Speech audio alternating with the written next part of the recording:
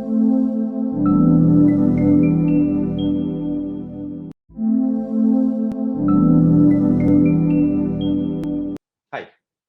welcome to the new episode of Sportsy. Sports makes us aspire, inspire, and motivate in our journey, and hence, let's aim sport. Today, we have with us Taekwondo athlete Latika Bhandari. Latika witnessed Taekwondo as a sport at very young age, when her father enrolled her into class for general fitness. Latika's father worked in Indian Army, and her mother is a housewife.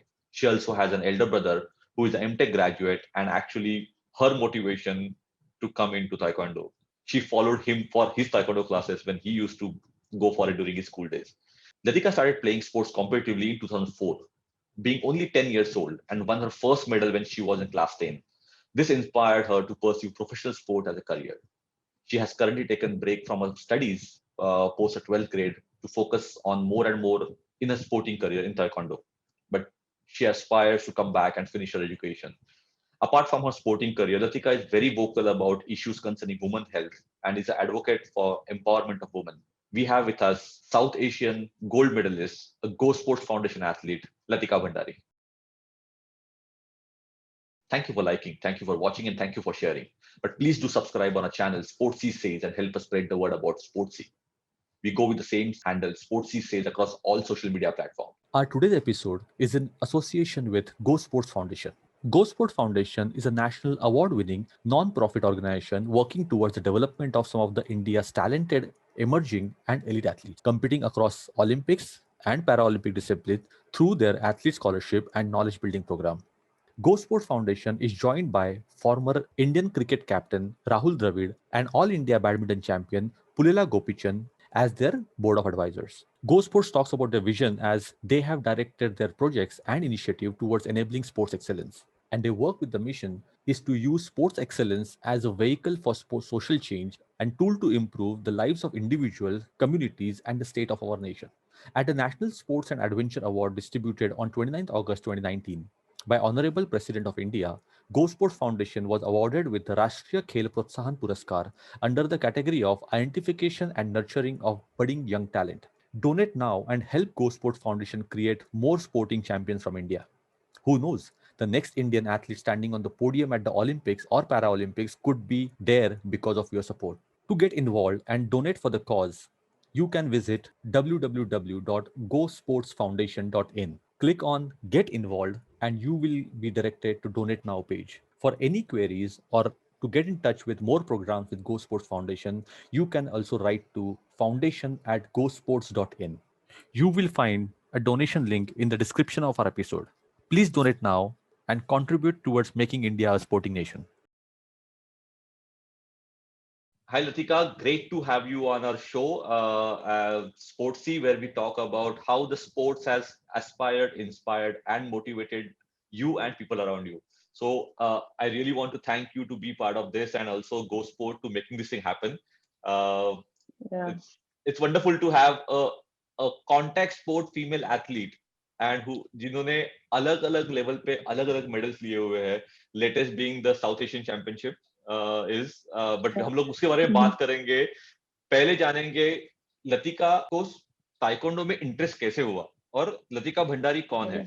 So thank you and अच्छा लगा आपसे मिलके. तो taekwondo में interest ऐसे हुआ कि शायद ये मेरे नेचर को सूट करता है, जो मेरा नेचर है. मैं थोड़ी ऐसी थी बचपन से, बहुत चुलबुली टाइप की, शांति से नहीं बैठती थी घर पे भी. तो पापा भी यही चाहते थे कि बच्चे मतलब फिजिकली फिट रहें, वो आर्मी बैकग्राउंड से हैं. तो बड़े भाई जाते थे ताइक्वांडो में और तो मैं घर पे अकेली हो जाती थी, तो मैं उनके पीछे चले जाती थी.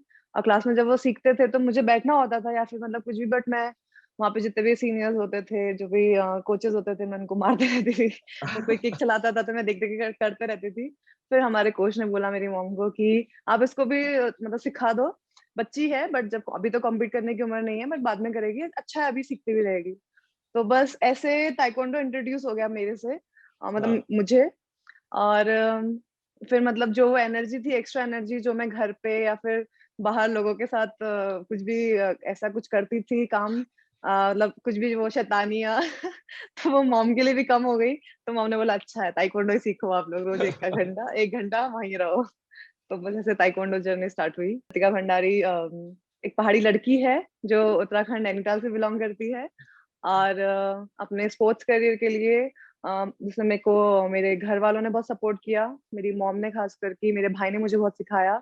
और फिर उसके बाद जब 2008 में मैंने बोला कि मुझे इधर एकेडमी आना है, यहाँ पे गर्ल्स फैसिलिटीज है। मुझे नहीं पता था कि यहाँ पे as a professional taekwondo player मुझे खेलना है, बट मुझे पता था कि हाँ, भाई ने साई ज्वाइन करा था और तो मुझे अब कोई ना कोई एक स्पोर्ट्स, मुझे भी हॉस्टल जाना जाना है। तो वो जिद के लिए मैं आ गई। मॉम ने बोला कि ठीक है, मम्मा मतलब बड़ी सपोर्टिव रहती है हमेशा, कि ठीक है आपको जो करना है करो। तो मैं घर आ गई और फिर जब मैंने देखा कि ओ ये तो कुछ अलग ही है, पर उस टाइम बात ये थी कि मैं ये चीज एंजॉय करने आई थी। मैं मतलब मैं भाई बहनों में होता है ना, उसने किया तो मुझे भी करना है, तो मैं बस वो चीज एंजॉय करने आई थी। और फिर उसमें इंटरेस्ट बढ़ता गया और बहुत अच्छी टीम थी यहाँ पे। और ऐसे ही फिर मुझे फर्स्ट ईयर में ही नेशनल मेडल मिल गया, नेशनल गोल्ड लिया, जूनियर एंड सीनियर। और सैफ गेम सिलेक्शन हो गया था इंडिया कैंप मिल गया था। तो वो एक अच्छा सा प्लेटफॉर्म मिल गया पूरा, और जिसपे कि मैं वर्क करते रही। और फिर मैं एक इंटरनेशनल लतिका भंडारी बन गई, इंटरनेशनल मेडलिस्ट, मेडल भी हो गया 2010 में। सो या ऐसे मेरी ताइक्वांडो की मतलब प्रोफेशनल जो स्पोर्ट्स होता है हम लोगों का, प्रोफेशनल करियर वैसे स्टार्ट हुआ मेरा। ऑनेस्ट स्पीकिंग, जैसे आपने बोला कि मॉम ने बोला कि जो भी एक्स्ट्रा एनर्जी है वहां पे निकाल के लाओ, और घर घर पे परेशान मत करो हम लोगों को और आजू बाजू लोगों को। आई थिंक वो अगर बचपन में मॉम नहीं करती तो शायद आज हम लोगों को इंटरनेशनल एथलीट एक नहीं मिलती। हाँ सर। हाँ। सो लेकिन आपने जब चालू किया at in your 10th grade, आपको फर्स्ट टाइम जब मेडल मिला और वहां से then you thought of taking this more professionally कि अभी मेरे को प्रोफेशनल एथलीट करना है। लेकिन आपको ऐसे नहीं लगा कि ताइक्वांडो बहुत कॉन्टैक्ट स्पोर्ट है और मैं कैसे आगे करियर कैसे करूंगी? Were there any doubts in your mind? Actually नहीं आया, क्योंकि ना मैं बहुत छोटी थी और मुझे ये सब शायद ये चीजें मैं अभी सोच रही हूँ, वो चीजें उस टाइम सोचने का या फिर मुझे इतनी अकल नहीं थी बोल लीजिए, या फिर मैं इतना सोचती नहीं थी उस टाइम पे। घर में भाई के साथ लड़ते रहते थे, वो बड़े भाई थे तो वो मारते रहते, तो हमेशा मैं उनको अपने एबिलिटी से हार्डर उनको मारना चाहती थी, उनको बीट करना चाहती थी हमेशा। तो वहीं से मैंने बोला ना, वो मेरे नेचर में आ गया, क्योंकि मेरे भाई मुझे पसंद नहीं करते थे बचपन में, मम्मा बताती मुझे बहुत मारते थे मतलब वो बचपन की बात है। हाँ, बचपन की सो बात है। भाई बहनों में या होता है वो। हाँ।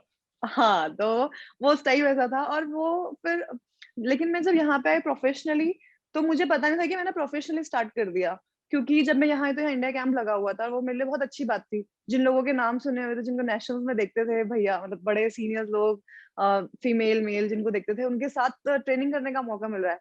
तो वो चीज बहुत इंटरेस्टिंग लगती थी। और ऑब्वियसली उनसे मार खाती थी, इतनी तो हाँ। बड़ी थी नहीं, इतनी अच्छी थी नहीं कि उनसे खेलूं, उनसे मार खाती थी। लेकिन कभी ऐसा नहीं हुआ कि अरे मार खा लिया लग गया तो बैठ जाना, नहीं, क्यों मार खाया, मैं मारूंगी नेक्स्ट टाइम। मैं हाँ। उनको ही जाके पूछती थी कि दीदी ऐसे नहीं हो रहा तो मैं कैसे करूँ। तो वो चीज पता नहीं, वो सेल्फ बिल्डअप थी शायद। और मे बी मैं ताइक्वांडो बहुत छोटे से कर रही थी, मतलब अननोइंगली, तो हो सकता है वो अपने आप ही बिल्डअप होता चला गया था। तो और वो चीज मेरे स्पोर्ट्स के लिए मुझे, मतलब जब मैंने प्रोफेशनली एकदम फोकस्ड होके जब ट्राई किया, मतलब जब मैंने फोकस्ड होके मैंने जब गेम खेलना स्टार्ट किया, तो वो उस टाइम बहुत ज्यादा काम आई। तो ये सेल्फ कॉन्फिडेंस जो है वो बहुत ज्यादा बिल्डअप हो गया था ताइक्वांडो की वजह से। तो सिंस हम लोग कॉन्फ्रेंस की बात कर रहे हैं, तो हमेशा हमारा ये जो चैट शो है, जो लोग देखते हैं सुनते हैं, it's about let's aim sports. Aim मतलब एस्पायर, इंस्पायर एंड मोटिवेट। आपका जर्नी कैसा है कि what was your aspiration while growing up in taekwondo? आपको आपका इंस्पिरेशन कौन था और आपको क्या मोटिवेट करता है to be a better version of yourself and how to motivate others? um, एक सुरेन भंडारी हैं जिनका एशियन गेम्स में मेडल आया था 2002 में, बुसान एशियन गेम्स में। तो वो भंडारी थे और उनका नाम टीवी पे चल रहा था, और तभी शायद मैंने ताइक्वांडो स्टार्ट भी किया था। आई वाज लाइक यार ये भी भंडारी हैं तो मतलब ये भी भंडारी ना, इनको जाके बोलूंगी कि मैं भी भंडारी हूँ, मैं भी ताइक्वांडो खेलती हूँ। तो वो एक जर्नी थी कि उनको जाके बता या मतलब एक भंडारी टाइप की, लगे भंडारी है तो मतलब मुझे भी कुछ अच्छा करना है स्पोर्ट्स में, तो मैं वैसे आ गई। और फिर जब मेरे भाई खेलते थे और वो मुझे मारते थे, वो सही में करते थे, ऑब्वियसली उनके पास टेक्निकल कोचेस थे वहां पे, और वो जब आते थे तो वो मुझे बहुत मारते थे ताइक्वांडो में, मेरे क्लब में तो मैं हमेशा सोचती थी कि उनको उनको मारना है। फिर उन्होंने सिखाया, और उसके बाद फिर जब मेरा first national gold, national bronze आया था, जूनियर नेशनल ब्रॉन्ज आया था, तो तब वो मेडल का टेस्ट लग गया मुंह में। और फिर मुझे लगा कि नहीं, अब अच्छा करना है। और जब मैं बहुत ज्यादा डिसिप्लिन थी अपने गेम को लेके, और जब बहुत ज्यादा सोच रही थी ना, उसी बार मैं फर्स्ट फाइट ही हार गई। मतलब तब मैं उत्तराखंड से ही हाँ। खेलती थी जूनियर में ही। तो तब मुझे लगा यार मैंने ऐसे क्या गलत किया, जब मैंने कुछ भी नहीं किया तो मेरे को मेडल आ गया, और जब मैंने सब कुछ अच्छा किया तो मेरे को मेडल नहीं आया। तो मुझे लगा कि हाँ कुछ तो गलत है, मतलब कुछ तो या मेरी अप्रोच गलत है। और फिर लकीली 2008 में ही, मतलब 7 की बात है, और 8 में फिर मुझे यहाँ आने का मौका मिल गया। अ, और इंस्पिरेशन तो बोलो कि मतलब मुझे हमेशा ये था कि अ, थोड़ा अलग ही था कि स्कूल में भी मैं बहुत ज्यादा एक्टिव थी। मेरी मॉम ने मुझे कभी रोका नहीं कि पढ़ाई में अच्छे ग्रेड्स आने हैं या ऐसा कुछ नहीं। पर मुझे लगता था कि नहीं, मैं पेंट भी करती थी तो मुझे सबसे अच्छा करना होता था। और अगर मैं डिबेट भी करती थी तो मतलब मुझे होता था कि मैं फर्स्ट ही आऊं। मैं जिस दिन से सॉरी टू से, बट जब भी मैं सेकंड आती थी तो मैं छोड़ देती थी। मेरे अब मुझे आगे नहीं करना। तो मतलब वो एक compete की भावना बहुत है मुझ में अभी भी। और मोटिवेशन तो देखो ऐसा है कि एवरी सिंगल डे हम लोग ना लूज कर जाते हैं मोटिवेशन, क्योंकि रोज सुबह उठना, भागना, मार खाना, हमारे लाते खाते हैं हम लोग, किक्स खाते हैं ना। तो सिंपल लैंग्वेज में बोला, रोज सुबह उठ के कौन लाते खाना चाहता है। तो रेदर देन मोटिवेटेड और कि मैं कोई चीज को फोकस हो जाऊं, इससे अच्छा मैं छोटे छोटे गोल सेट करती हूँ और अपनी लाइफ को डिसिप्लिन रखने की कोशिश करती हूँ। कि अगर वो मोटिवेशन नहीं भी है तो एटलीस्ट ये तो रहेगा कि चलो सुबह उठ के एटलीस्ट ग्राउंड तो जाना है। फिर वहां जाके मूड तो बन ही जाता है। और वो मार तो हर लाते तो खानी है। वो तो यूनिवर्सल ट्रुथ है, वो आप चेंज नहीं कर सकते उसको। तो यार बस तो या तो छोटी छोटी चीजें हैं जिसपे मतलब मैं काफी बीच में, मतलब लॉकडाउन से पहले भी इवन, और मतलब उसके बीच बीच में भी हमेशा जीतते नहीं रहे, अप्स एंड डाउन आते हैं। तो काफी चीजें की हैं, काफी चीजें एक्सपेरिमेंट की है मैंने अपने लिए। हर फील्ड में, चाहे वो इमोशनली हो, स्पिरिचुअलिटी हो, या फिर मेंटल हेल्थ हो, फिजिकल हेल्थ हो। और फिर अभी मैंने लास्ट में लॉकडाउन में ये सीखा कि छोटी छोटी चीजों पे मेहनत करो तो ज्यादा बेनिफिशियल है। बड़े बड़े में क्या होता है, अगर फेल हो गए ना तो बहुत ज्यादा फिर आप डिमोटिवेट हो जाते हो। तो फिर हाँ। छोटी छोटी चीज लो, उनको अचीव करते रहो, उनको उनकी खुशी मनाते रहो।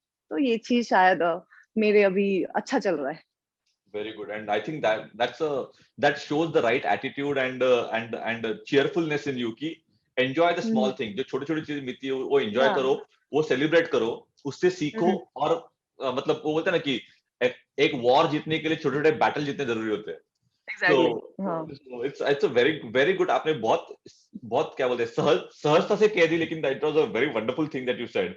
सो थैंक यू। इसी के बारे में एक क्वेश्चन था कि आप you have won so many medals, lot of accolades, लेकिन वो एक कौन सा है जो ऐसे ऐसे दिल को छू गया, मतलब ये बहुत याद रहा और दिस इज माय फेवरेट, ऐसा कौन सा जो विनिंग मोमेंट है? ऑब्वियसली फर्स्ट सीनियर नेशनल तो होता ही है, मतलब फर्स्ट सीनियर नेशनल तो बहुत बड़ी बात थी, मैंने जीता। और मुझे नहीं पता था, मैं बोला ना, जब शुरू शुरू में मैं खेल रही थी, मैं बस खेल रही थी, कुछ वो नहीं था। बट जब मैंने भाई को फोन किया कि दा मेरा सीनियर में मैं बोला फाइनल में आ गई, तो कहता अरे वाह, तो मेरे भाई का फर्स्ट रिएक्शन अरे वाह चलो सिल्वर तो पक्का हो गया। मैं मतलब मेरी फाइनल अभी बाकी है यार। क्योंकि सीनियर में मैं जूनियर थी और सीनियर में मेडल मारना बहुत बड़ी बात थी, उनको पता था, क्योंकि वो मुझसे पहले नेशनल देख चुके हैं, वो मुझसे पहले मतलब उन्होंने ताइक्वांडो खेला हुआ है। और फिर जब मैं फाइनल जीत गई तो मैंने बताया भाई मैं गोल्ड जीत गई, तो कहता अरे यार सच में, मतलब सीनियर गोल्ड, अरे वाह यार, मतलब खुश कर दिया यार तूने, ऐसे ऐसे करके ये था। बट ऑब्वियसली मुझे उसकी इतनी खुशी नहीं थी, मुझे उसके बाद लगा कि अच्छा हाँ शायद कुछ अच्छा अचीव कर लिया। बट मेरा था 2017 में, जब मैंने प्रेसिडेंट कप था, उसमें मैंने जब सिल्वर जीता। और वो इसलिए था कि उस टाइम पे मतलब एक तो होता है कि हम लोग फुल प्लान और अच्छे से खेल रहे होते हैं, पर वो कुछ वो था जो मैं आपको बता रही, छोटी छोटी चीजों पे काम करके। तो उससे पहले वर्ल्ड चैंपियनशिप थी, उसके बाद एक ओपन था, और मैं दोनों उसमें एक ही सेम लड़की से हार गई थी। बट ये था पहले वाले में मैं 5 के स्कोर से हारी, तो दूसरे वाले में 2 के स्कोर से हारी, एंड थर्ड में फिर मैंने उसको सेमीफाइनल में हरा दिया। तो वो छोटी छोटी चीजों में काम करते हुए जब मैं आई ना आगे, वो 2 महीनों के अंदर ही हुआ। तो वो जब विनिंग आया तो मुझे लगा कि नहीं, हाँ मतलब ऐसे काम करना चाहिए। और वो शायद और अच्छा था, मेरे पास एक टीम ज्यादा बड़ी होती, आई मीन मेरे पास अगर और सपोर्टिंग स्टाफ होता तो और अच्छा था। बट कहीं ना कहीं वो अच्छा है कि खुद के लिए आप खुद से कितना अवेयर है, आपके बॉडी से आपके माइंड से आप कितना अवेयर है। वो चीज वो मुझे वो छोटे छोटे जो हारने था वो बाद में जीत में जो बदल दिया, वो बहुत अच्छा रहा। तो तो वो सीखने को मिला उस time. Very nice. I think मतलब मुझे यूजुअली लोग बोलते हैं कि टॉप मोस्ट मेडल आपने जो लिया है उसके बारे में सबसे ज्यादा खुशी होती है, बट आपने वो नहीं किया, आपने बोले कि नहीं, यहाँ पे जो अलग मजा जब आया जब मैं हाँ ये मेहनत से जीती। I think that is a different very good winning attitude that you just showcase. ये हम्म, आपकी ये जो ताइक्वांडो की जर्नी है which is very very very physical, but you also said hmm. That कि मैंने स्पिरिचुअलिटी पे काम किया, मेंटल पे काम किया, मेंटल। सो आपका गेम कितना फिजिकल होता है और कितना मेंटल होता है?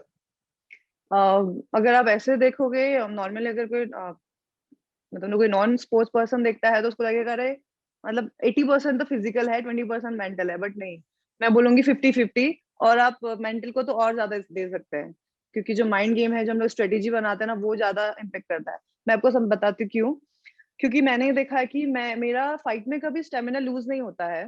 और मेरा मतलब पहले तो ऑब्वियसली बहुत मतलब मैं पहाड़ी हूँ या फिर पता नहीं, मैंने मेहनत ज्यादा, मतलब मैं बहुत डरती नहीं कोई चीज करने से, तो सब मुझे बोला था अरे तू पहाड़ी है, तेरा फिजिकल अच्छा है, इसलिए तेरा यहाँ पे मतलब तू गेम में अच्छा कर पाती है, तू थकती नहीं है। 3 राउंड होते हैं हम लोग के 2-2 मिनट के। हाँ, पर मुझे ऐसा नहीं लगता, क्योंकि मैंने मुझसे भी अच्छे फिजिकल वाले लोग देखे हैं जो फाइट में फर्स्ट सेकंड राउंड में ही पूरा एग्जॉस्ट हो जाते हैं, उनके पैर भारी हो जाते हैं, वो सोच नहीं पाते हैं, फटीक हो जाता है। तो फिर मुझे ये बात तब समझ में आई कि जब मुझे पता चला कि हाँ, सब कुछ दिमाग से कनेक्टेड है। जहां हम दिमाग को ज्यादा प्रेशर करते हैं ना, अभी 2 मिनट में क्या केवल खेल रही हूँ, मैं अपना गेम खेल रही हूँ, तो मैं नहीं थक रही हूँ। लेकिन जब मैं फाइट कर रही थी, और मतलब मैं जब अपने दिमाग से नहीं, मैं उसके दिमाग से खेल रही थी, जब वो चाह रही है मैं अटैक करूं, मैं अटैक कर रही हूँ, जब वो चाह रही है मैं करूं, तो उसमें ना मैं सेकंड राउंड में थक गई। और यूजुअली क्या होता था कि मैं अटैक करती थी, मैं खिलाती थी, तो मैं कभी नहीं थकती थी। मेरे अटेम्प्ट भी ज्यादा होते थे, मेरी थिंकिंग ज्यादा होती थी। तो तब मुझे समझ में आया कि नहीं, जब दिमाग आप अपने गेम से खेलते हो तो आप नहीं थकते हो, लेकिन आप जब दूसरों के दिमाग से खेलते हो ना, तो आप जल्दी थक जाते हो। तो तब मुझे उस टाइम दिमाग का खेल समझ में आया। और फिर मैंने ऑब्वियसली वो मेरे लिए काफी अच्छा रहा। मेरे 4-5 साल के जो लास्ट के करियर का टाइम, अभी जो मेरा स्पोर्ट्स करियर है, उसमें मैं मेंटली ज्यादा इन्वॉल्व हूँ रेदर देन फिजिकल। और मेरे नी इंजरी भी है उतना, तो मैंने उसका, ठीक है वो चल रहा है, बट उसके साथ भी मैंने परफॉर्म किया है। तो आई नो कि मेंटल हेल्थ या जो फिर मेंटल स्ट्रेंथ है वो बहुत ज्यादा इंपॉर्टेंट है। और लोगों को ये चीज समझना चाहिए ना। स्पोर्ट्स खेले, चाहे वो दिखने में कितना ही कॉम्बैट दिख रहा है, वो कितना ही फिजिकली दिख रहा है, नहीं, बट आपको दिमाग तो यूज करना ही पड़ेगा। और ये दिमाग ठंडा रखने के लिए क्या करते हो? um, मैं आपको एक इंसिडेंट बताती थी, सॉरी मैं बहुत स्टोरीज बताती हूँ। नहीं यार, वही तो चाहिए हम, बिकॉज लोगों को समझ क्या मतलब, कहा कैसी है ये लड़की, मतलब या हाउ डू यू या make athlete? I think that is या इम्पोर्टेंट, राइट? एथलीट सिर्फ मशक्कत नहीं करते, मेहनत नहीं करते, बाकी भी देयर इज समथिंग, वो कैसे बनते हैं? आई थिंक दैट इज नहीं, व्हाट बहुत या बहुत बहुत है, मेहनत चाहिए। क्योंकि हम लोग नॉर्मली ट्रेनिंग करते हैं तो हम 4 से 5 घंटे ही करते हैं, तो 24 घंटे में से हम 4 से 5 घंटे क्या कर रहे हैं, वही काम नहीं आता। हम पूरा 24 घंटे क्या कर रहे एग्जैक्टली। हैं, वो हमें डिफाइन कर रहा है, वो हमारे विनिंग और हमारा लूज मतलब डिसाइड कर रहा है। तो बहुत जरूरी होता है कि हमें और भी, मतलब पर्दे के आगे से हमें पर्दे के पीछे भी बहुत काम करना होता है। तो सीनियर नेशनल था, और हम लोग के सेंसर सिस्टम होते हैं, तो जिसमें कि कनेक्ट, हम लोग फुट सेंसर पहनते हैं, चेस्ट गार्ड होता है, तो जिसमें जब एक मिनिमम पावर से हम लोग कनेक्ट करते हैं, किक मारते हैं, तो स्कोर रजिस्टर्ड होते हैं। तो जो मेरे अपोनेंट ने चेस्ट गार्ड पहना हुआ था, वो उसका बैटरी लो था, तो इसलिए मैं कितना भी हिट करूँ ना, तो स्कोर रजिस्टर्ड ही नहीं हो रहा था। और ये बात हमको समझ में आएंगे जब सेकंड राउंड के 10 सेकंड बचे थे, क्योंकि मैंने बहुत अच्छा किक हिट किया और स्कोर नहीं आया। तो उससे पहले तो क्या चल रहा था, तो ऐसा लगा कि अच्छा ठीक है। और तो जब सबने ऐसे किया, फिर मतलब खुद वो भी शॉक हो गई, और कोचेस सारे, मतलब जो रेफरी से सब शॉक हो गए। फिर हम लोग को प्रोटेस्ट कार्ड मिलता है, हमने वो कार्ड उठाया और फिर हम लोगों ने वो चेंज कराया। और तब तक स्कोर पहुंच गया था 16-2। उसके 16 थे और मेरे 2 स्कोर थे। और वो 2 स्कोर भी केवल मतलब उसके फॉल की वजह से मिले थे। हम लोग इसमें कोई दूसरा फॉल करता है तो उसको एक दामसम मिलता है, वो डिडक्शन पॉइंट होता है, वो मेरे में ऐड हो जाता है। 16-2 का स्कोर था। एंड आई वाज लाइक कि बस अब तो क्या, वो भी कोई ऐसी वैसी प्लेयर नहीं, फाइनल फाइट है, वो भी नेशनल चैंपियन है, वो भी सैफ के मेडलिस्ट थी मेरे साथ में ही। तो मैंने कहा यार अब तो कुछ भी नहीं है, आई मीन क्या करूं। तो जब तक अब वो रजिस्टर हो रहा था, ऐसे ऐसे हो रहा था, तो मेरे को सर बोलते हैं कि लतिका आपको सोचना नहीं है, आप बस चढ़ जाओ, मतलब आपको कुछ सब सोचना नहीं है, कि स्ट्रेटेजी तो बनाने का टाइम ही नहीं है, ये 10 सेकंड है और वो दूसरे 2 मिनट है, आपको बस खेलना है।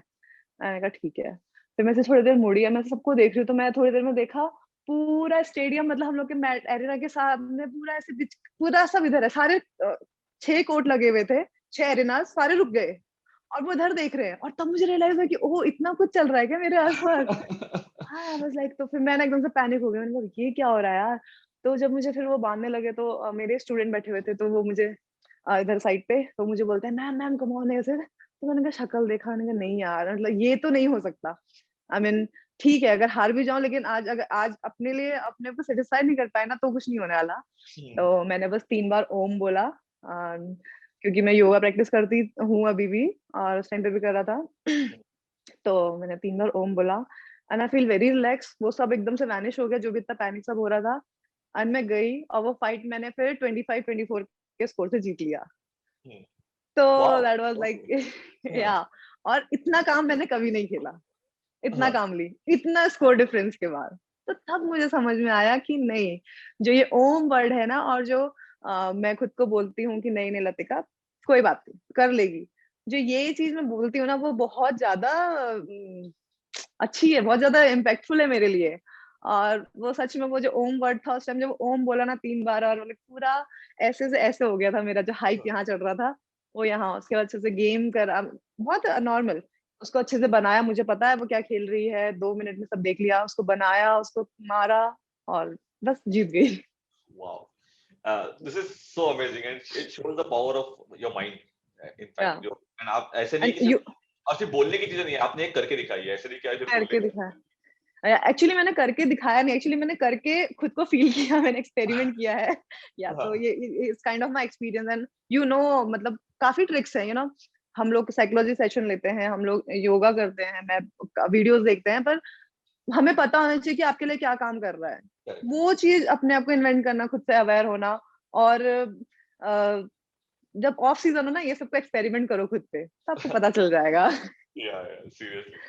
So, या, Latika, other than other than people knowing you for your taekwondo, I think there is one thing that आप बहुत करते हो कि you are very vocal about the issues concerning to women health and women या, empowerment. आप उसके बारे में मतलब एक क्या बोलते हैं prominent ambassador हो और vocal हो उसके बारे में। ये ये टॉपिक आपके माइंड में कब आया, मतलब इसके बारे में इतना कब कब से फील होने लगा, और इसके बारे में आपके आपके क्या विचार है? तो जैसे कि मैंने घर पहले बहुत पहले छोड़ दिया था, और इस चीज के लिए मैं अपनी मम्मा को बहुत थैंक यू बोलूंगी, क्योंकि उन्होंने कभी ऐसे कुछ चीज हमसे ऐसे छुपा के नहीं रखा। अ, लोग कैसे होते हैं ना आजकल, ये चीज को टैबू की तरह देखते हैं, हाँ, मतलब आपको अगर पीरियड्स हो रहे हैं, आपके अगर किसी ने हराश कर दिया, आपको कोई चीज सेक्स के लिए बात करना है, या बॉयफ्रेंड गर्लफ्रेंड का बात करना है, तो लोग बड़ा छुप के क्यों, ये नॉर्मल चीज है यार। और इंडिया में आई थिंक अब ऐसा कोई चीज ऐसा बच्चा नहीं है कि आपको कुछ छुप के बात करेक्ट, करनी है। इससे अच्छा है कि आप उसको बात करो, उसके बारे में क्लियर हो, तो ज्यादा अच्छा है। तो मेरी मॉम काफी, ऑब्वियसली मैंने 16 15 16 नहीं 14 15 की एज में मैंने घर छोड़ दिया था, बट उस टाइम में मेरी मॉम काफी कूल हो गई थी मेरे साथ, और वो हर चीज में डिस्कस करने के लिए हमेशा रेडी रहती थी। और फिर यहाँ पे जब आई, तो मैंने देखा कि जो हमारे सीनियर्स थे वो भी लाइक कि कोच को बोलना, अगर पीरियड हो गया है, हम लोग को उस टाइम पे ट्रेनिंग नहीं कर सकते, तो उनको बोलना, तो उनको जाके बोलते गर्ल्स प्रॉब्लम। तो मैं कहती थी ऐसा क्यों, उनको अच्छे से बताओ ना, कि मुझे अगर किसी को 2 दिन मतलब बहुत ज्यादा पेन होता है, किसी को तो पूरा 5 दिन पेन होता है। करेक्ट, तो ये करेक्ट। थोड़ी कि दो, और ऐसा नियम तो है नहीं कि आपको 2 ही दिन रेस्ट करना है। अगर किसी को ज्यादा है तो जाके बोलो। तो यहाँ पे कोई लेता नहीं था, मुझे भी नहीं पता था, तो मैं भी बहुत शर्म शर्म खाती थी। हमारे बॉयज रहते थे, वो मजे लेते थे हम लोग को कि अरे क्या हो गया, क्यों रेस्ट लिया है। एंड हम लोग छुपा रहे, नहीं नहीं नी पेन हो गया, एंकल पेन हो गया। तो ये चीज से मैं सफर किया, तो मुझे बिल्कुल अच्छा नहीं लगा। तो जब मैं थोड़ा ठीक, मतलब जब मैं समझी अपने आप को कि नहीं, ये चीज ऐसी नहीं कि एक बार इग्नोर कर दिया, हर महीने हमको फेस करना एग्जैक्टली, है, करेक्ट। हर महीने। और मैं हर बारी कोई नया बहाना लेके उन लोगों को मजे नहीं लेने दे सकती अपने, है ना। तो और ऑब्वियसली सफर मैं कर रही हूँ उस टाइम पे इतना ज्यादा मेरे को मेंटल स्ट्रेस है, मुझे बॉडी में इतना स्ट्रेस है, और उसके बाद में उन लोग का भी ये सब मैं तो हैंडल नहीं करने वाली हूँ। तो इसलिए फिर मैं इस चीज के लिए काफी कूल हो गई, कोच से बात किया कि मुझे ऐसे ऐसे रेस्ट चाहिए, मुझे फर्स्ट डे नहीं चाहिए, मुझे सेकंड एंड थर्ड डे चाहिए। जो भी था, अपने डॉक्टर से ऐसे सब बात किया। एंड फिर जब हमारे जूनियर्स आते थे, तो वो लड़कियां काफी परेशान होती थी, तो मैं उनसे बात करती थी। मैं खुद जाती थी उनके पास कि आपको क्या, मतलब क्या हो गया है। कुछ कुछ कुछ कुछ तो हमारे सामने ही फर्स्ट टाइम उनको पीरियड्स आया था, तो उनको समझाया। करेक्ट, तो तब मुझे लगा कि नहीं यार, आई मीन लोग हेल्प करना चाहिए। और ये चीज ऐसी है कि कभी कभी तो अब नॉर्मल चीज में कोई आपसे आके हेल्प मांगता है, पर ये चीज में लड़कियां नहीं आती, क्योंकि यार कोई नहीं उनको आता। समझ में ही नहीं आ रहा हो क्या रहा है। अब आपसे बात करे, ओहो ये तो बहुत ही मतलब नेक्स्ट लेवल है। तो इसलिए फिर मैं ही खुद जाके बात करती थी। तो फिर तब से मुझे थोड़ा, और मेरा भी अपना भी सेल्फ कॉन्फिडेंस बिल्डअप होता था इस बारे में बात करने का। फिर बाद में थोड़ा भाई से, फिर कभी जो फ्रेंड्स होते हैं उनसे बात किया इस बारे में। तो थोड़ा पहले अपने आप को कंफर्ट जोन पे लाया, उन लोगों से बात किया जिनको मैं जानती हूँ, जिनके साथ मैं शेयर कर सकती हूँ। और फिर थोड़ा ऐसे ऐसे फिर सोशली बात करना स्टार्ट किया। लॉकडाउन में फिर एक दो बार टॉपिक्स आए तो मैंने अच्छे से बोला, तो शायद आपको भी वही पता चला होगा। करेक्ट। तो या दिस इज द टॉपिक है ना, कि हम लोगों को इस बारे में बात करनी चाहिए, काफी बहुत बहुत जरूरी है। या मतलब it is something not to be ashamed of. This is natural. And obviously. आप see, मतलब मैं ऐसे घर में आया, मैं डॉक्टर्स फैमिली से आया हूँ। मेरे घर पे मेरे को ये बचपन से मालूम था, स्पोर्ट्स बैकग्राउंड का हाँ, हूँ, डॉक्टर फैमिली, तो मेरे को बचपन से सब मालूम था। नॉर्मल। मतलब मम्मी है, बहन है, वाइफ है, बेटी है मेरी, वो 16। So with all those things, ये चीजें नेचुरल है। लोग क्यों नहीं बात करते इसके बारे में? मेरे को भी समझा ही नहीं कि लोगों को बात करने के लिए प्रॉब्लम हो सकता है, बिकॉज मेरा वैसे बैकग्राउंड नहीं था। But seriously. what you're saying is so true, and I think hats off to you for talking it out loudly.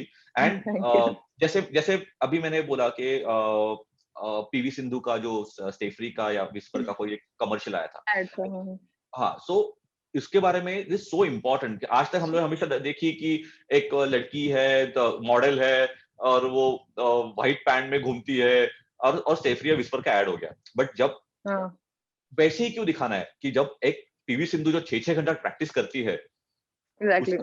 वहां से जग आता है। मैं पीवी सिंधु का नाम दे रहा हूँ because she is icon now, as a woman athlete in India. She is a big icon and a big face that we know. But talking about this topic now, Mithali Raj, अपनी मिथाली राज नहीं है, सॉरी, स्मृति मंदाना का I think आ रहा है, और एक इसी के बारे में एक टॉपिक आ रहा है। सो एंड आप जो बात कर रहे हो, मैंने और जो 2-3 जगह पे देखा, वहीं से मैंने टॉपिक उठाया कि I think this is something very important.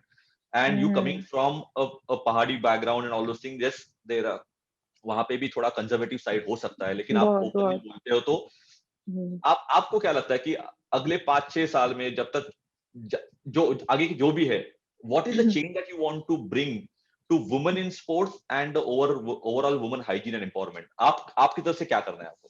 आपका क्या ड्रीम है उसमें? मेरा बस यही है कि देखो, प्रॉब्लम आपको है, आपको हर महीने सफर करना है उस चीज से। तो आप उसको या तो अपने लिए और कॉम्प्लिकेटेड बना लो, या लोगों से बात करके, डॉक्टर से बात करके, अपने ट्रस्टी लोगों से बात करके उसको इजी कर लो। और ऑब्वियसली 4-5 साल में मैं यही चाहूंगी। पता है स्पोर्ट्स में प्रॉब्लम क्या है? तो हम लोग के अभी भी जो हम लोग के कोचेस रहते हैं, जो हम लोग का प्लान बनाते हैं ना, वो हमारा एक जनरल प्लान होता है। लेकिन आपको पता है गर्ल्स का शेड्यूल कभी भी सेम नहीं हो सकता, क्योंकि हम लोगों का जब पीरियड टाइम है, उसके बाद जो मतलब कमिंग टाइम है, और जो एंडिंग टाइम है, पोस्ट एंड प्री जो बोलते हैं ना, उसके मेथड्स ही अलग होते हैं, और वो हर किसी पे अलग होता है। तो किसी को होता है कि जब वो स्टार्टिंग है, जब वो प्री है, तो उस टाइम पे आपको एरोबिक्स कराओ, या मतलब उनको रिलैक्सिंग मोड में डालो, और उसके बाद उनका स्ट्रेंथ सेशन चालू करो। तो ये मतलब हर महीने का सोच रहे हैं आपकी, वीकली तो ठीक है, लेकिन फिर हर महीने का भी आपको ऐसे प्लान करना है। तो उनकी प्लानिंग बड़ी अलग होती है, और मैं चाहती हूँ कि ये चीज हो, क्योंकि अच्छा मतलब irrespective of the sport, I think हर एक के लिए personalised plan is very important now. या बट अभी मैं आपको स्पोर्ट्स का ही बता रही हूँ कि स्पोर्ट्स की जो प्लानिंग है ना, जो हम लोग का स्पोर्ट्स ट्रेनिंग शेड्यूल होता है, वो भी ऐसे प्लान होना होता है। लेकिन अभी भी वो जनरल ही होता है, मतलब लड़के का फॉलो कर रहे हैं, हम भी वो फॉलो कर रहे हैं। वो ऐसे नहीं हो पाता है, क्योंकि हम लोग उस टाइम पे अपना बेस्ट नहीं दे सकते हैं, लेकिन हम एक टाइम पे अपना बेस्ट दे सकते हैं। तो आपको वो टाइम पे हमारा बेस्ट निकालना, और वो काम आप कोचेस का है। तो जब तक कोचेस को ये चीज नहीं पता होगा ना, कि हमारे वो मंथली साइकिल में हम कब पीक पे जा रहे हैं, और कब हमारी बॉडी डाउन है, कब हमारी बॉडी पिक करने लायक है, तब तक अब हमारा शेड्यूल नहीं बना सकते। और इन जनरल तो ऑब्वियसली मैं ट्रेनिंग कर रही हूँ, तो मुझे पता है, हाँ मैं थोड़ा स्ट्रांग हूँ, लेकिन ऐसे नॉर्मल पीपल जो 8-8 घंटा बैठ के काम कर रहे हैं, जो और कुछ काम कर रहे हैं, जो जिनका मूविंग काम है, जिनका एक्टिव काम है, उन लोगों को बहुत प्रॉब्लम होती है। मैंने लड़कियों को रोते हुए देखा है, लिटरली। वो लोग मतलब पिलो दबा के, हॉट बैग दबा के वो लोग रो रहे हैं। तो वो मुझे बहुत अजीब लगता है कि उन लोग को सही चीज बताना चाहिए। कुछ मेडिसिन हैं, उन लोगों को वो प्रिस्क्राइब करना चाहिए उनको। मैंने कुछ योगा पोजेस जो थे वो मैंने शेयर किए थे, और मैं काफी ट्रिक्स अपने बच्चों को, जो यहाँ पे है मेरे साथ में, कुछ आती हैं जो जूनियर्स होती है मेरे पास आती है, कई ट्रिक्स होती है, मैं उनको बताती हूँ कि ऐसे से अपने आप को, अपने पीरियड्स को ट्रैक करो, अपने पेन को, अपने अच्छे उसको मूड को ट्रैक करो, और ऐसे अपने ट्रेनिंग को आगे बढ़ाओ। उस चीज से पीछे मत भागो, उस चीज को अपने साथ अपने ट्रेनिंग के लिए यूज करो। मैं नहीं बोल रही आप 2 दिन बैठो, बट अगर जरूरी है तो 2 दिन बैठना ही पड़ेगा, बट अगर नहीं है तो उस चीज को यूज करो, वो जो 2 दिन है उनको भी यूज कर सकते हो। तो या 4-5 साल में मैं यही चाहूंगी कि सारे कोचेस इस चीज से अवेयर हो जाए कि हम लड़कियों के लिए थोड़ा शेड्यूल अलग होना चाहिए, और नॉर्मल लड़कियों को जो भी वर्किंग है, जो नहीं कर रहे हैं, जो भी होम, इवन तो जो हाउस वाइफ है, उन लोग को उस टाइम पे रेस्ट दो। वो ऑब्वियसली जब मूड स्विंग्स होते हैं, इतना जो स्ट्रेस आउट होता है, वो चीज के लिए फैमिली को बहुत सपोर्ट करना चाहिए। Very nice. Very. I think it's a wonderful message. Honestly speaking, it's a wonderful thought and wonderful message that you gave. And it's very important. जो आपने बोला कि कोचेस जो इकोसिस्टम है आपका, उनको ये चीजें समझने की जरूरत है. And one size fits all नहीं चलेगा. सही बात है। एंड स्पेसिफिकली आप जैसा आपका जो स्पोर्ट है, जो कॉन्टैक्ट स्पोर्ट है, मतलब there is a body impact. बाकी बहुत Yeah. सारे स्पोर्ट है जहाँ पे इंडिविजुअल लेवल पे है. यस, आपके अलग अलग टाइम रहेगा, लेकिन वहां पे still there is a different way of manage. So every sport के लिए, every body type, every personality के लिए डिफरेंट शेड्यूल आना. एंड दैट्स व्हाई हम लोग जो देखते हैं कि इंटरनेशनल लेवल पे एथलीट इतने आगे क्यों है, अलग अलग देश में आगे क्यों है. आई थिंक उनके लिए जो पर्सनलाइज स्पोर्ट्स साइंस पे उन्होंने जो ध्यान दिया बहुत हुआ है. काम किया है ऑब्वियसली। हाँ, सो तो व्हेन वी टॉकिंग, या सॉरी, यू सेइंग समथिंग. या सो मतलब मुझे उनका एक कॉन्सेप्ट बड़ा अच्छा लगता है। वो लोग बोलते हैं कि every sports person is a individual, और वो एक इंडिविजुअल की तरह काम कर रहे होते हैं। तो वो चीज अभी भी हमारे स्पोर्ट्स में हमारा इंडिविजुअल स्पोर्ट्स है, और वो अभी भी बहुत लैक है हमारे वहाँ पे। हम एक जनरल शेड्यूल बना देते हैं, हम जनरल शेड्यूल दे देते हैं कि आप ये फॉलो करो, बट नहीं, वही है ना, every person is a individual. उसकी इंडिविजुअल क्वालिटी है, उसके इंडिविजुअल अप्स एंड डाउन है, उसको अलग अलग चीजें अलग अलग तरीके से इम्पेक्ट कर रही है। तो आपको पहले उसको मेजर करो, उसको फिर अप्लाई करो, और फिर देखो कि वो काम कर रहा है भी नहीं कर रहा है। तो वो बहुत या आई नो बहुत लंबा प्रोसेस है, बट यू शुड डू यार, But you I have no, to do. but yeah, exactly. And lamba process नहीं, but this is what is required, honestly speaking, for the sports, because every athlete एक individual होता है, उसका हर एक का एक journey होता है. अगर वहां पे अगर कोच और इकोसिस्टम काम नहीं करेगा, उसके अगर एथलीट ही नहीं है तो स्पोर्ट्स इंडस्ट्री नहीं है. ऑब्वियसली अब हम इतना मेहनत कर रहे हैं और आउटकम नहीं आ रहा है, तो फिर क्या फायदा? एग्जैक्टली. इससे अच्छा है कि वो हार्ड वर्क से अच्छा स्मार्ट वर्क ना, वो ज्यादा जरूरी है। Correct correct correct. So Latika, हम लोग इकोसिस्टम की बात कर रहे हैं. सो आप गो स्पोर्ट्स की एथलीट है. गो स्पोर्ट्स फाउंडेशन एक phenomenal entity है, and I know Dipti personally, and the whole ecosystem there, I know it personally, and बहुत अमेजिंग काम करते हैं वो. आपकी जर्नी में आप गो स्पोर्ट कहाँ पे फिट होता है?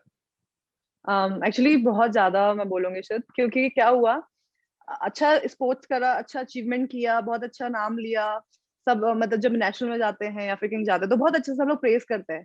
लेकिन जब मैं उनके साथ में फर्स्ट उनका इंटरव्यू देने गई ना, तो रियल एथलीट को कैसे ट्रीट किया जाता है ना, वो मैंने गो स्पोर्ट्स के उसमें देखा, उनके इंटरव्यू में, उनके फंक्शंस में, कि मतलब हमें कैसे ट्रीट होना चाहिए। मतलब वो हमें लेने आए, एक मैनेजर है जो हमें हर चीज बता रहा है, हमें कोई चीज खुद से ऑर्गेनाइज नहीं करनी है, हमें खुद सब कुछ मिल रहा है। तो तब लगा कि ओ, ये है प्रोफेशनल एथलीट की लाइफ। और मतलब वो एक स्टैंडर्ड देखना, एंड फिर उस चीज को मेंटेन करना कि नहीं, उसको अच्छा करना है, उनके लिए अच्छा परफॉर्म करना है, वो चीज चाहिए। यू नो, जैसे मेडल का टेस्ट होता है, तो वैसे ही लग्जरी और इस सब का भी टेस्ट होता है। तो और वो चीज उन्होंने दिखाया, आई मीन लाइक सीरियसली वो बहुत रिस्पेक्ट करते हैं हर एक स्पोर्ट्स पर्सन को, हर एक जो भी हम लोगों ने किया है। तो जो मेरे अचीवमेंट को जो रिस्पेक्ट था ना, और जो मतलब जो मैंने जो कमाया, और जो मुझे बहुत अच्छा लगा कि या मतलब किसी ने तो रिकॉग्नाइज किया, किसी ने तो इतना अच्छे से ट्रीट किया, वो मुझे बहुत अच्छा लगा। और अभी भी मतलब जो हमारे मैनेजर्स हैं, पहले मधुरा थी, फिर कुंदन था, अभी निश्चित है। तो कभी कभी तो ऐसा होता है कि मुझे कुछ होता था, मैं अपने पर्सनल भी उनसे कुछ व्यूज शेयर कर लेती हूँ। लॉकडाउन में कुंदन ने मुझे बहुत हेल्प की थी, वो योगा वाले पोस्चर्स वगैरह शेयर करने के लिए। तो उसने बोला था कि आपको करना चाहिए बिल्कुल। तो ये चीज कुछ ऐसा था कि ऑब्वियसली शायद मेरे घर वाले वो चीज वो मना नहीं करेंगे, लेकिन वो चीज में हेल्प भी नहीं कर सकते, क्योंकि उन्होंने उस चीज में काम नहीं किया, उनका फील्ड नहीं है। बट वो लोग जानते हैं सोशली कैसे एक्टिव होना है, सोशली कैसे कर सकते हैं। तो वो चीज के लिए गो स्पोर्ट्स ने बहुत हेल्प की। कुछ भी मेरी डिमांड होती है, कुछ भी मैं जो उनसे पूछती हूँ, या फिर वो खुद पूछते रहते हैं कि क्या चल रहा है, कैसे चल रहा है। तो यू नो, एक मतलब मुझे पता है कि हाँ, एक बैकहैंड में सपोर्ट है। अगर मुझे कुछ भी एक्स्ट्रा में चाहिए, जो चीज की मैं अपने एकेडमी से नहीं ले सकती, या फिर मैं जो गवर्नमेंट से नहीं ले सकती, वो मैं इनसे ले सकती हूँ। और वो एक एक्स्ट्रा सपोर्टिंग हैंड होना ना, एक वो ब्लेस्ड है, लाइक हाँ, कोई वो तो है मेरे साथ।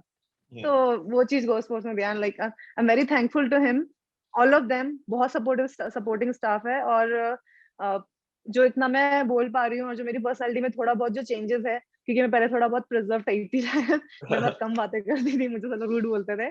बट अभी जो ये सब है वो उन लोग की वजह से है कि वो लोग काफी अच्छे से बात करते हैं, ओपन अप होने का टाइम देते हैं, एक वो माहौल देते हैं। And it's amazing, every GoSports athlete से मैं बात की हुई है, सबका एक ही मानना है कि उन्होंने हम लोगों को, उन्होंने प्रोफेशनल एथलीट लोग प्रोफेशनल एथलीट बनाया, सिखाया या कैसे ट्रीट किया, वही सो कैसे होता है। सो I think that's a ya wonderful thing to talk about them. So एक लास्ट एक दो क्वेश्चन है मेरे, लतिका। एक, आपने 2014-15 से आपका ग्राफ ऊपर ही जा रहा है, मतलब world championship, Commonwealth and the Malaysia Open and latest being the South Asia Games. So ये सब होने के बाद you have achieve a lot, there is a long way to go, लेकिन आपका ड्रीम क्या है?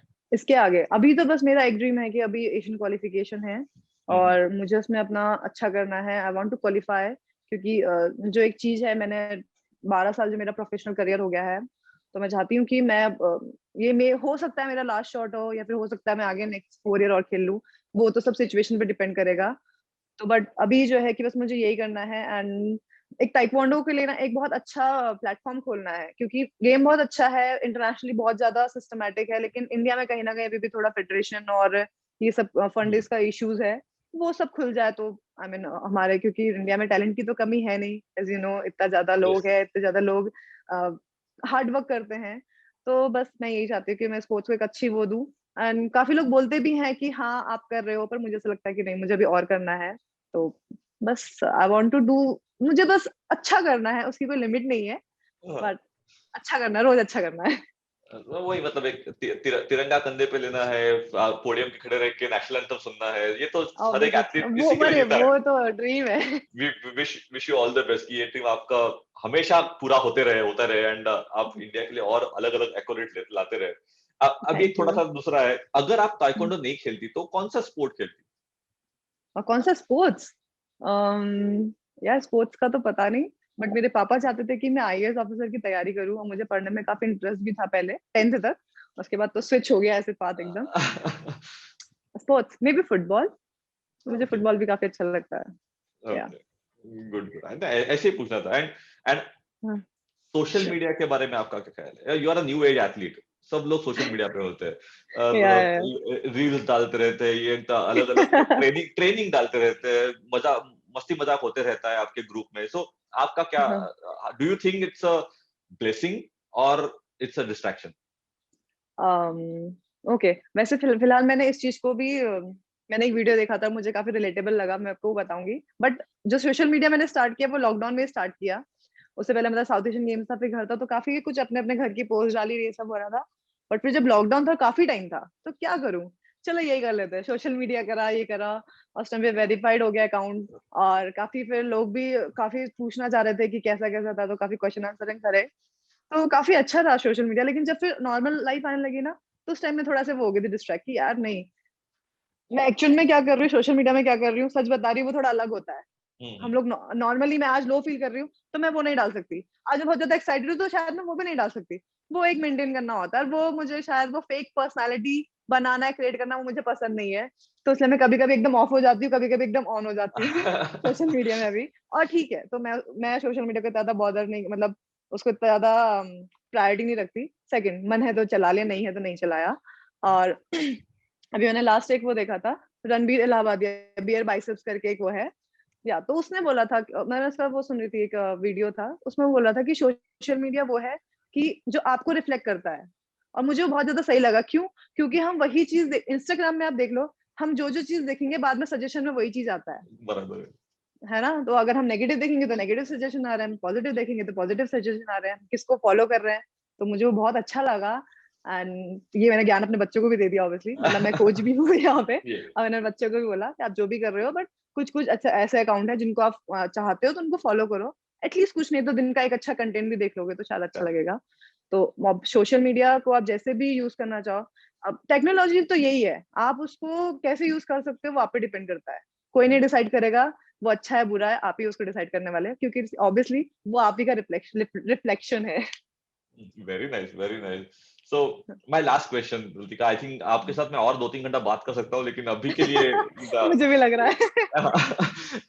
एक लास्ट क्वेश्चन है अभी के लिए कि आप ऐसी कौन सी एडवाइस है जो आपके करियर में मिली आपको, एंड आपको आपने जो वो क्या बोलते हैं वो पकड़ के रखी और आगे उससे बहुत फायदा हुआ, that is what you want to pass it on to the new age girls in sports और any athlete in who is trying to make career in sports, और द पेरेंट्स हु आर जिनके बच्चे sports में है, उनके parents, उनके लिए ऐसा कौन सा है मैसेज जो आप देना चाहते हो? सबके लिए मैं बस एक यही चीज बोलना चाहूंगी कि आप वही करो जिसमें जो आपको अच्छा लग रहा है, जिसमें आपको मजे आ रहे हैं। और मजे का मतलब ये नहीं कि मजे तो ऑब्वियसली मुझे रोज जाके वो अच्छा खाना, मतलब रोज केक और ये सब खाने मजा आएंगे, नहीं। बट एक्चुअली जो खुशी होती है ना, कि जब मैं ट्रेनिंग कर रही हूँ और जब मैं एक फेस किक मार लेती हूँ, वो जो खुशी होती है, और वो फेस किक के चक्कर में मैं 2 और फेस किक मारती हूँ, तो वो टाइम की वो एक जो हैप्पीनेस होती है एक अचीव करने की और खुद को डिफाइन करने की, एक वो हैप्पीनेस होती है, वो हैप्पीनेस ढूंढना बहुत जरूरी है। वो आपका सेंटर, आपका जो हैप्पीनेस ऑफ सेंटर बोल लो, या मतलब आपका जो मतलब आप कितना भी मूड ऑफ हो, आप कितना भी थके हुए, लेकिन आपको वो करने का बारी आएगा ना, तो आप वो अपना 100% देके करोगे। जब आप वो चीज अपना ढूंढ लोगे ना, तो उसको करो और उससे बिल्कुल पीछे मत हटो, उससे डरो मत। और पेरेंट्स को भी यही बोलना चाहूंगी कि सच में मैं बहुत लकी हूँ कि मुझे ऐसे घर वाले मिले। मैं छोटे से शहर नैनीताल से हूँ, बट मुझे बहुत ब्रॉड माइंडेड वाले मुझे पेरेंट्स मिले हैं। मेरे भाई, मेरे मॉम, सब बहुत ब्रॉड माइंडेड है, मुझे अभी भी कोई वो कुछ टोकते नहीं है। और तो ऐसे ही आप लोग भी प्लीज अपने बच्चों को ऐसे एक माहौल दो कि वो आप लोगों को अपनी कोई भी चाहे इडियोटिक थिंग भी उनको शेयर तो करने दो, तभी तो आप उनको बताओगे ना कि गलत कर रहे हो। करेक्ट। अगर आप उससे वो शेयर ही नहीं कर पाएंगे तो वो करेंगे। तो इसलिए अच्छा है कि आप उनको ये माहौल दो कि सब कुछ शेयर करें, ताकि आप उनको लीड तो कर सको, उनको गाइड कर सको। तो यार बस ज्यादा तो यही है, खुश रहो और जो भी है आपको अच्छा लगता है वो करो, और जो भी आपके पास है अगर आप उसे पास इट ऑन कर सकते हो, दूसरों को बता सकते हो, आपके जो एक्सपीरियंस है कुछ ऐसा करो कि आप लोगों को इंस्पायर करो अपनी स्टोरी बताने के लिए। तो मैं हमेशा यही बोलती हूँ कि अपने बच्चों को कि कोई भी चीज करो, सिंपल करो, कैसे भी करो, पर याद रखना कि लास्ट में जो स्टोरी बताओगे ना, तो आपको अपनी स्टोरी बताने में मजा आना चाहिए। Yes. ऐसा कुछ करो। हाँ, वो बोलते हैं कि every every life has a story but only few make it into a motion picture. So ya so I think on that note, I think आपके मोशन पिक्चर को और ज्यादा ये मिले, आपका 100 करोड़ 500 करोड़ 1000 करोड़ का बिजनेस हो, ऐसा वाला मूवी बने। And thank you. wish you all the best, Latika. Wonderful talking to you, and stay the way you are. Keep inspiring people, keep motivating the younger generation, and thank keep you. working towards the women issues and the women empowerment and everything. I think it's equality is what we need. या Keep working on that, and it's क्या बोलूं, it's like it's बहुत मजा आया बात करके। हाँ thank you, मुझे भी आपसे बात करिए बहुत मजा आया, आपने बहुत अच्छे से सवाल पूछे, तो मैं इसलिए अच्छे से आंसर कर पाई। चलो, thank you Latika. Wish you all the best. Thank you, thank you very much, bye bye. Our today's episode is in association with Go Sports Foundation. You will find a donation link in the description of our episode. Please donate now and contribute towards making India a sporting nation. Thank you for liking, thank you for watching, and thank you for sharing. But please do subscribe on our channel, Sportsy Says, and help us spread the word about Sportsy.